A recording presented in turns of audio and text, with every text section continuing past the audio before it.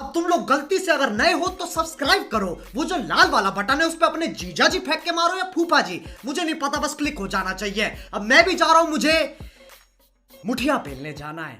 By. बड़ा सुंदर लगा तारू हो। केकरा से बतियाता रे? केकरो से बतियाई, तोरा उसे मतलब? साले मौगे से बतियाई बा, पारे रहबा जिंदगी भर। ए साला, मौगी से बतियाई चाहे छोरी से बतियाई, तोरा उसे मतलब? अरे साला तो रुको रुको भाई रुको, वीडियो को भगा के मत देखो, नहीं तो बिल्कुल मजा नहीं आने वाला। वीडियो को शुरू से लास्ट तक देखो, बहुत मजा आने वाला है। और वीडियो चालू करने से पहले आप लोग से हाथ जोड़ के रिक्वेस्ट करता हूँ, प्लीज दोस्तों वीडियो को लाइक जरूर करें। यदि आप लोग मेरे चैनल पे पहली बार हो तो चैनल को लाल बटन दबा के सब्सक्राइब करें और प्यारा सा कमेंट करें। दोस्तों आप लोग को बता दूं कि ये वीडियो बहुत लंबा है, तो इसको मैंने रोस्ट करके इस वीडियो को पार्ट 1 पार्ट 2 करके बनाया है। यदि आप लोग को ये वीडियो पूरा देखना है, ओरिजिनल देखना है, तो आप लोग मनी महाराज भैया के चैनल पे जाके वहां से पूरा वीडियो देख सकते हैं। मैं डिस्क्रिप्शन में चैनल के लिंक दे दूंगा। दोस्तों बिना किसी देरी के करते हैं वीडियो को स्टार्ट, और आप लोग जरूर वीडियो को लाइक कीजिएगा, चैनल पे पहली बार हो तो सब्सक्राइब कीजिए।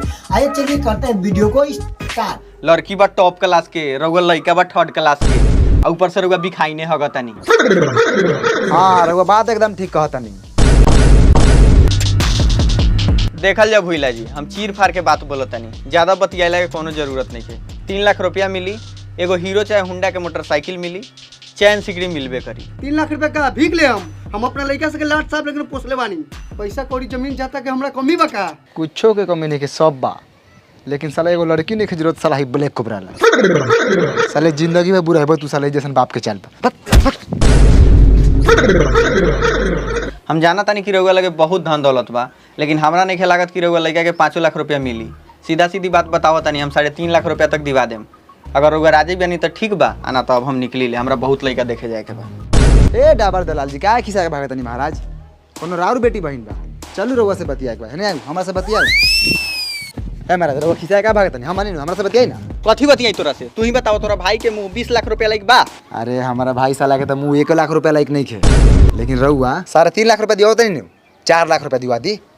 हम रउआ के 50,000 रुपया ऊपर से दे दे हम। ठीक बा, रिक्स तो बहुत बा लड़का के रंग रूप देख के जी, लेकिन कोशिश हम अपन पूरा करके बिहान लेके आओ तनी। जी लेके आवल जाओ, ब्याह करावल जाओ, बहुत मेहरबानी हो रही।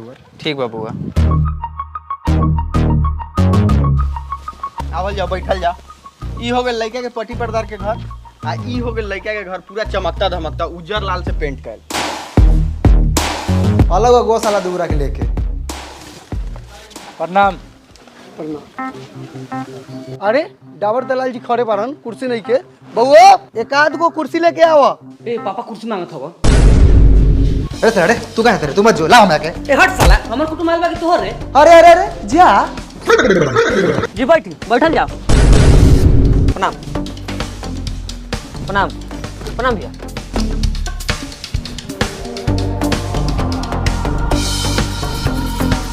जी बाकी सब तो ठीक बा, जो ना काम ला रहनी वो काम हो जाओ। हम चाहत तनी कि लड़का के बुलाऊ, तनी लड़का देख लिए हम। पापा आए लागत इहे लइका बा, हीरो लागत।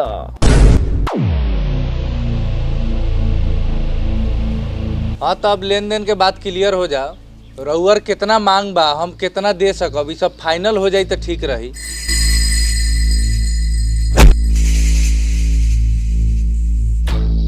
लेन देन तो होबे करी, छोड़म थोड़ी है। पहले लड़का पसंद बा। जी हमरा लड़का पसंद बा। बउओ तोरा लड़का पसंद हो? हाँ ठीक लागत है, तनी लखुरात बा, लेकिन दीदी लाइक सही बा। ये सरवा का धन संपत्ति के कोनो कमी नहीं थे, तो यो हमरा दूरा पर रात दिन उठन बैठन करले। ई सरवा तीन को कौन बारे, लेकिन एक हम नहीं के चिन्हत। सिलेंडरवा के कुटुंब आइल है। करिया कवा के। हाँ कुछ पूछे के बा, पूछ ली। हाँ पूछ ली, कुछ संकोच ना रहे के चाहिए। तो बउओ बाबूजी के नाम बतावा। जी भूला दास। बउओ तोरा से ना पूछनी है, हई बउआ से पूछनी है जिनका ला बातचीत चलता। जी हमारा से पूछल जाओ, बहुत तेज लड़का बानी। नाम मोबिल कुमार, बाप के नाम भोला दास, दादा के नाम धनीलाल दास, परदादा के नाम भिखारी दास। ग्राम घटियापुर, थाना मोतीपुर, जिला Muzaffarpur, Bihar. 843111 pin code. Mobile number 99 315। चुप रे बनारा। ए महाराज, दोनों में से केकरा के पसंद कहीं हो? हई चश्मा वाला बउआ के। चश्मा वाला तकबो ना करो ओकरा पर, बहुत कीमत बा ओकर, रउआ से ना किनाई। काहे ना किनाई हो, कोनो हीरा मोती हवा का हो दलाल जी? कथी कह के बोलेले रहनी, चुप काहे बानी? ए महाराज हम कथी कही हो, हम तो पहले ही बतैले रही कि लड़का हीरा बा लेकिन थोड़ा समता बा।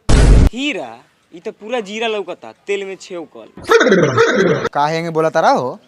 माना तनी भाई थोड़ा करिया बा, लेकिन हमनी के पास धन संपत्ति की कमी थोड़ी है बा। तोर बहनी हमारे घर में आई नु तो राज करी राज। बात सही बा पद्मेश्वर जी। अब तुम लोग गलती से अगर नए हो तो सब्सक्राइब करो, वो जो लाल वाला बटन है उस पर अपने जीजा जी फेंक के मारो या फूफा जी, मुझे नहीं पता, बस क्लिक हो जाना चाहिए। अब मैं भी जा रहा हूं, मुझे मुठिया पेलने जाना है। बाय।